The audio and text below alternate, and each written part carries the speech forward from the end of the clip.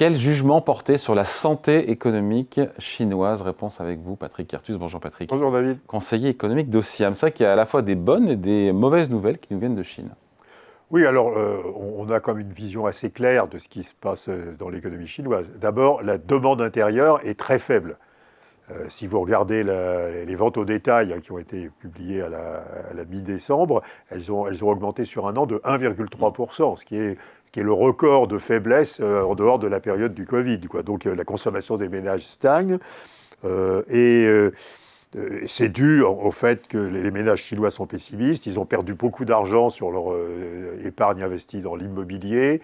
Ils vieillissent. Il y a un vieillissement démographique horrible en Chine. Il y a un enfant par femme, quoi. Donc, ça veut dire que tous les 60 ans, la population est divisée par deux, quoi. Donc,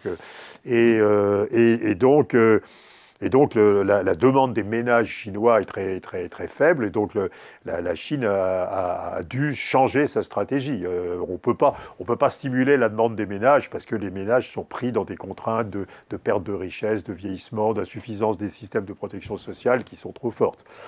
Alors, par ailleurs, la Chine a fait des progrès dans son niveau technologique qui sont incroyables.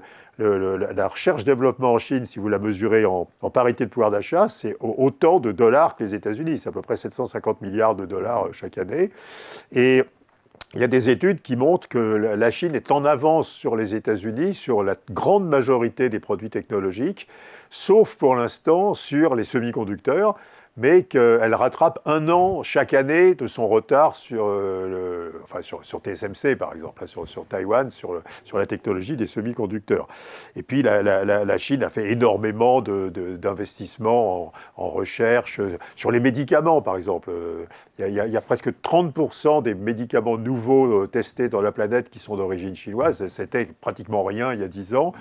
Et puis la Chine domine le marché de la transition énergétique, les batteries électriques, les voitures électriques, et sans parler des terres rares, les éoliennes. Donc il y a une domination. Il y a une domination technologique chinoise qui est claire. On ne veut pas voir en Europe. Alors en Europe, on est complètement dépassé, et les États-Unis commencent à être dépassés.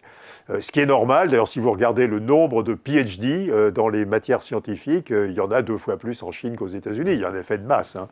Et puis il y a beaucoup de moyens pour la recherche publique en Chine. Alors, le problème, c'est... Donc il y a 2 visages. Oui, alors technologie dominante et problème énorme sur la démographie qui se traduit par un problème énorme sur la demande intérieure. Alors qu'est-ce que vous faites comme stratégie si vous êtes le gouvernement chinois? Les exportations. Claire, il faut exporter. Ouais. Et on observe effectivement que les exportations, c'est la seule source de la croissance en Chine. Les exportations augmentent à peu près de 6% par an en volume, mais plus en valeur, parce que les prix des produits exportés baissent. C'est combien l'excédent commercial? Alors l'excédent commercial, alors cette année, on n'a pas encore, à l'heure où nous parlons, le mois de décembre. Mais on n'est pas loin de... Mais on sera au-dessus de 1200 milliards de dollars. Voilà. Et d'excédent commercial, c'est 25% de hausse par rapport à l'année dernière. Vis-à-vis de qui d'ailleurs? Et alors c'est un excédent commercial alors, vis-à-vis des États-Unis, de l'Europe, enfin de tout le monde. Quand on parle de déferlante de produits chinois en Europe...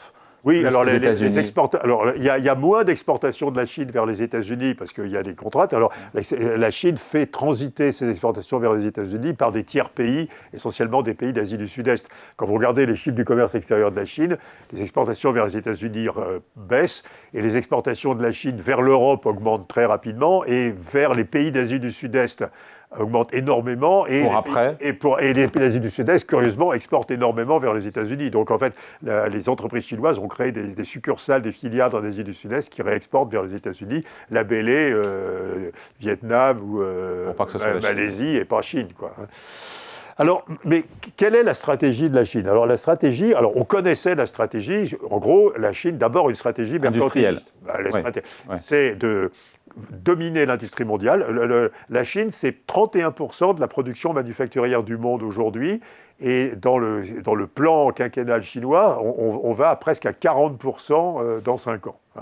Donc, dominer l'industrie mondiale et avoir des débouchés extérieurs pour cette production industrielle chinoise, ce qui veut dire avoir des surcapacités en Chine énormes. Le taux d'utilisation des capacités en Chine, il est 10 points plus bas qu'il y a 10 ans. Plus bas ou plus haut? plus bas, le taux d'utilisation des capacités. Et donc, il y a des surcapacités, énormes. Hein. Il y a énormément d'investissements qui cherchent un débouché à l'extérieur. Ouais. Et puis, pour gagner des parts de marché, déprécier le renminbi. Et donc, le renminbi baisse par rapport au dollar, par rapport à l'euro, etc. Et donc, monnaie faible. Surcapacité de production, effort énorme de recherche, et donc on accumule un excédent extérieur. Avec pour objectif de dominer le monde, pardon. D'avoir une première domination du monde, qui est la domination sur l'industrie. On y est. Et ça va, on y est presque, et en particulier sur la composante technologique de l'industrie, donc sur toutes les industries, de la transition énergétique, des semi-conducteurs, de l'électronique. Mais on apprend, alors il y a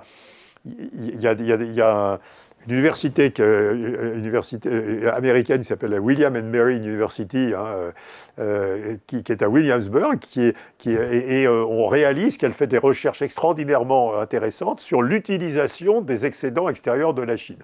Alors on savait déjà que la Chine n'utilise plus ses excédents extérieurs pour acheter des titres du trésor américain.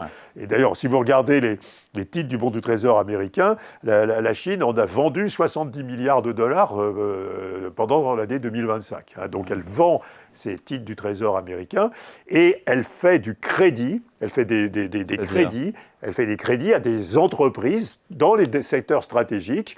Hors de Chine. En dehors de Chine, elle fait des crédits en dehors de Chine, et la surprise, c'est la localisation de ces crédits. Et alors ? C'est des crédits essentiellement aux États-Unis, dans l'Union européenne, en Russie. Alors mais qui prête à qui concrètement ? Alors c'est des banques chinoises ou des fonds d'investissement chinois qui prêtent, alors c'est pas des investissements, qui prêtent, qui font du crédit privé à des entreprises du secteur de l'énergie, du secteur des réseaux électriques, du secteur de la tech, du secteur des semi-conducteurs. En Europe et aux États-Unis. Les plus gros chiffres, c'est les États-Unis, deuxième l'UE, la Russie, donc c'est l'énergie, et troisième, l'Australie. Et donc, mais où est le problème ? Le problème, alors d'abord... c'est pas de l'investissement capital, c'est pas des prises de participation, celui Oui, mais enfin, bon, c'est quand même... Alors, c'est pas une prise de contrôle capitalistique, parce qu'elle serait trop visible, elle serait rejetée, mais c'est quand même une mainmise financière. Parce que quand vous êtes le financier d'un développement de projet, vous avez quand même un certain pouvoir, quoi, je veux dire.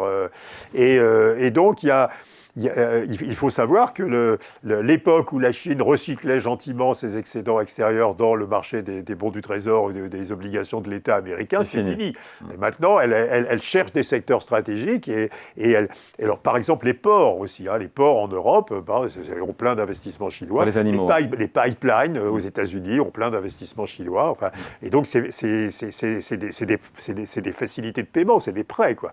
Et il y a aussi quelques dons pour les pays plus petits. Et donc, c'est une double mainmise. Il y a une mainmise sur l'industrie mondiale, notamment technologique, et une mainmise sur le financement des secteurs... Avec pour objectif de dominer l'industrie mondiale et d'être irremplaçable pour le financement des grands projets d'investissement dans les secteurs stratégiques. Moi, quand j'entends ça, je me dis comment est-ce qu'on se protège en Europe ? Qu'est-ce qu'on fait pour pas devenir, pardon l'expression, une colonie ou pour être le vassal de la Chine ? Je crois qu'il faut que l'Europe change complètement d'attitude sur sa politique économique. Moi, je pense que d'abord on est un pays... L'Europe, c'est un pays en développement. C'est un pays en développement. Non. Si, c'est un pays en développement dans la technologie. On a des années de retard sur la Chine et les États-Unis dans les nouvelles technologies, que ce soit les technologies de l'intelligence artificielle, les technologies des semi-conducteurs, les technologies de la transition énergétique. Et donc, il faut appliquer des recettes de pays en développement. Les recettes de pays en développement, ça s'appelle les droits de douane qui protègent l'industrie naissante. Donc il faut protéger l'industrie naissante européenne, sinon on n'aura jamais d'industrie technologique, elle sera développée aux États-Unis, et on va perdre ce qui nous reste d'industrie traditionnelle qui sera mangée par les Chinois. Donc il faut se protéger. Si on protège... il y aura des représailles, on le sait bien. Oui, mais il faut accepter les représailles. On vendra moins de cognac et moins de vin en Chine, et on vendra aussi moins de fromage aux États-Unis peut-être.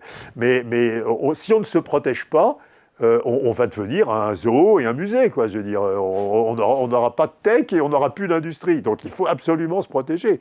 Et il faut se protéger, à nouveau, en argumentant qu'on on a cette industrie naissante, on doit, pour des raisons stratégiques, ne pas abandonner l'industrie technologique, ne pas abandonner l'industrie manufacturière qui nous reste. L'industrie auto aussi, hein. L'industrie automobile également. Oui, alors il faut passer à la voiture électrique. Mais enfin, peut-être le timing était un peu serré, mais de toute façon, il va falloir passer à la voiture électrique. Mais à nouveau, les voitures électriques chinoises, si on ouvre complètement le marché de la voiture électrique, on n'aura plus que des voitures électriques chinoises. Donc il faut avoir des constructeurs de voitures électriques en Europe, et donc il faut les protéger. Et pour une période de temps, de 10 ans, 15 ans, avant que la taille de l'industrie européenne permette d'avoir des rendements d'échelle et des coûts de production comparables. C'est pas le chemin qu'on prend. Quand même, il y a des progrès faits. Enfin, je veux dire, la Commission européenne a complètement changé sa stratégie. C'était une stratégie de marché ouvert, de libre concurrence et de libre-échange. On a commencé à mettre des droits de douane sur les voitures. Moins élevés qu'aux États-Unis. On essaie de développer une industrie, par exemple, du raffinage des terres rares européennes. C'est pas trop peu, trop tard. Oui, c'est très lent. Enfin, c'est la Commission, quoi. Et puis il faut mettre d'accord tous ces pays l'Allemagne a très peur, par exemple, que si on fait du protectionnisme vis-à-vis de la Chine, elle ne puisse plus exporter du tout de voitures en Chine. Sauf qu'aujourd'hui, son rapport commercial entre l'Allemagne et la Chine est largement déséquilibré, n'est plus en sa faveur. Oui, bien sûr. Mais de toute façon, à nouveau, faut que les Européens réalisent que dans 10 ans, si on ne fait rien, si on reste dans une logique de libre-échange, on n'aura plus rien. On n'aura toujours pas de tech et on n'aura plus d'industrie, quoi, je veux dire. Et donc, il faut... Alors, il y aura quelques boîtes industrielles qui sont des boîtes extraordinaires. Mais enfin, la masse de l'industrie, l'industrie européenne recommence à fondre, quoi, je veux dire. Et donc, on est parti de la Chine et on arrive à des messages pour l'Europe. Parce qu'à nouveau, la Chine a 10 ans d'avance sur certaines technologies. Lesquelles ? Sur toutes les technologies, les cellules photovoltaïques, les éoliennes, les batteries électriques, etc. Et à ce dirigisme qui permet de guider le taux de change, de guider la nature des investissements qui sont faits à l'étranger, et d'avoir une programmation, une planification dans le long terme de l'évolution de l'économie chinoise. Et donc, à nouveau, lisez les papiers qui ont été publiés à l'occasion du récent congrès du Parti communiste. C'est vraiment une stratégie de conquête de l'industrie, de conquête technologique et de conquête des secteurs essentiels, des secteurs stratégiques dans les autres pays. Allez, merci beaucoup. Point de vue signé Patrick Artus, conseiller économique d'Océan. Merci Patrick. Merci David.